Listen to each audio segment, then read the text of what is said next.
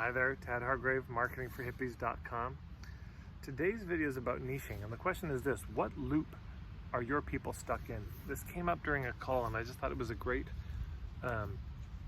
way of figuring out what I call Island A. What's the symptom? What's the problem? One way to look at it, I did another video about this, is that the Island A is often that people feel torn between two things, you know. But another way to look at Island A is that Island A is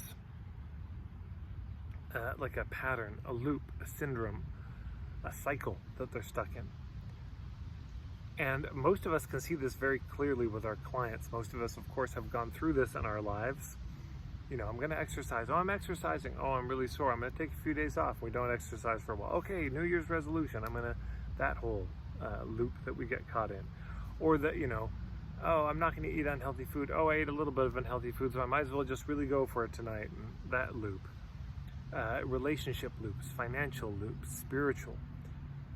So, of course, this really hinges on knowing what your niche is, figuring out who you actually want to help, what's the issue you want to support people through. It's an important thing.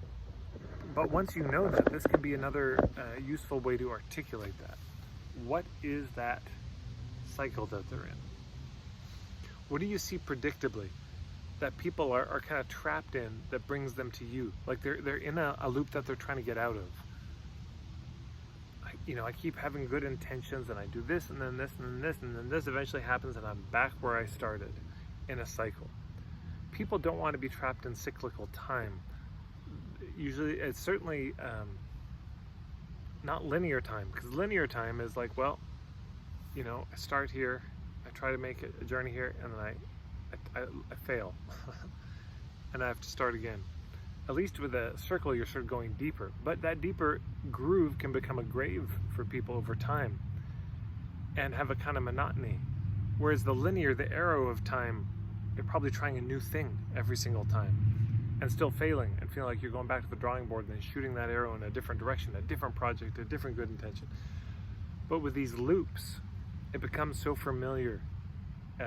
You know, when people realize after a while they've been in a loop, it's that's the moment they get tired of their own bullshit, is the phrase I've heard so often. And that's where the change starts. We get tired of our own bullshit. So what's their bullshit that they're tired of? Because they want to move into a kind of spiraling time where, yes, you start here and you go all the way around and you're back, but you're not just back here, you're back there. Yeah, you've gone deeper than where you were. And then you do another loop, and now you're here. Another loop, and then you're here. And you get closer and closer to the center with every loop that you make. So people want to feel that sense of progress, that sense of growth, that sense of, okay, something's actually changed in my life. But to get out of the cyclical time of this loop, there needs to be an interruption somewhere.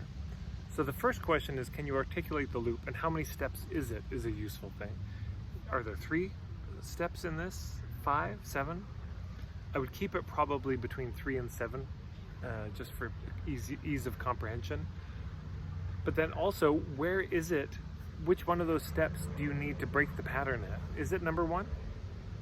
Is it number 2, 3, 4? Once you get it laid out, you start to see, okay, what are the points of intervention? Maybe there's more than one. And you start to identify those points of intervention. How do you break the pattern here? How do you turn it from a cycle and a loop into a spiral where there's a chance of either, you know, spiraling in deeper or spiraling out into a grander life than they had? That's the question. I think it's a really useful one. I'd love to hear what you come up with. If you have any thoughts about how it is for your clients, what loops they're stuck in, please put it in the comments below. I'd really love to see those examples. They're very helpful. Maybe I'll take some of them and make another video out of them. And thank you so much to everyone who subscribes to my videos. I'm so grateful that you do. Thanks to everyone who shares them on Facebook or in your various, wherever you share them. Thank you so much.